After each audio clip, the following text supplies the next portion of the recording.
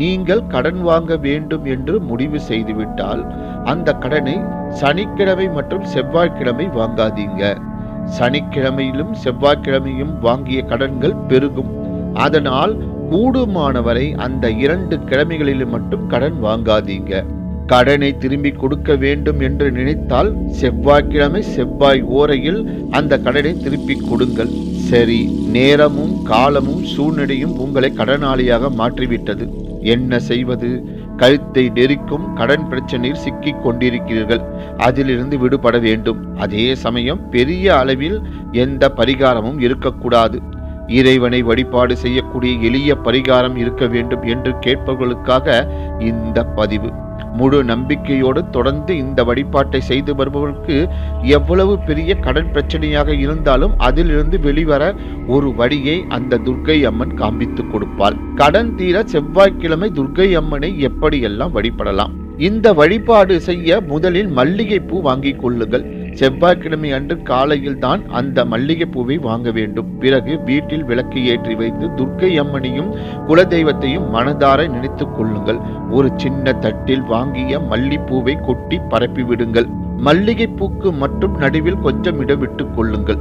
அந்த தட்டு நடுவே ஒரே ஒரு விரலி மஞ்சள் எடுத்து வைத்து அதற்கு குங்கும பொட்டு வையுங்கள். அந்த விரலி மஞ்சளுக்கு பக்கத்தில் ஒரு மண் அகல் விளக்கு வைத்து நல்லெண்ணெய் ஊற்றி பஞ்சுத்திரை போட்டு தீபம் ஏற்றி வைத்து விடுங்கள். இந்த தட்டை பூஜை அறையில் வைக்கவும். ஏதாவது ஒரு அம்மன் படத்துக்கு முன்பாக இந்த விளக்கை வைத்துவிட்டு உங்கள் கடன் சுமை குறைய வேண்டும் என்று மனம் உருகி வேண்டுதல் வையுங்கள். எத்தனை செவ்வாய்க்கிழமை என்று கணக்கெல்லாம் வைக்க வேண்டாம். தொடர்ந்து எல்லா செவ்வாய்க்கிழமையும் இந்த வழிபாட்டை துர்க்கை அம்மனை நினைத்து வீட்டிலேயே செய்யுங்கள். அந்த ஒரே விரலி மஞ்சள் வாரம் முழுவதும் பயன்படுத்திக் கொள்ளலாம். மஞ்சள் கொஞ்சம் பழையது ஆனதும் அந்த மஞ்சளை செடி கொடிகளுக்கு கீழே போட்டுவிட்டு புது மஞ்சளை மாற்றவும். தொடர்ந்து செவ்வாய்க்கிழமை மல்லிப்பூ வாங்கி இந்த வழிபாட்டை தொடருங்கள். கடன் தீர வேண்டும் என்று துர்க்கை அம்மனை மனதார பிரார்த்தனை செய்து கொள்ளுங்கள். இந்த வழிபாடு செய்பவர்களுக்கு நிச்சயம் கடன் சுமை குறையும். வாங்கிய கடனை திருப்பி தர நல்ல காலம் பிறந்துவிடும்.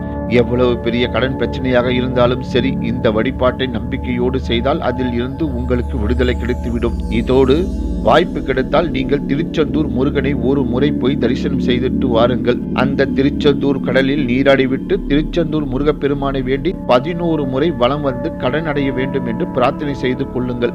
இந்த வழிபாடு நிச்சயம் உங்களை காப்பாற்றும்.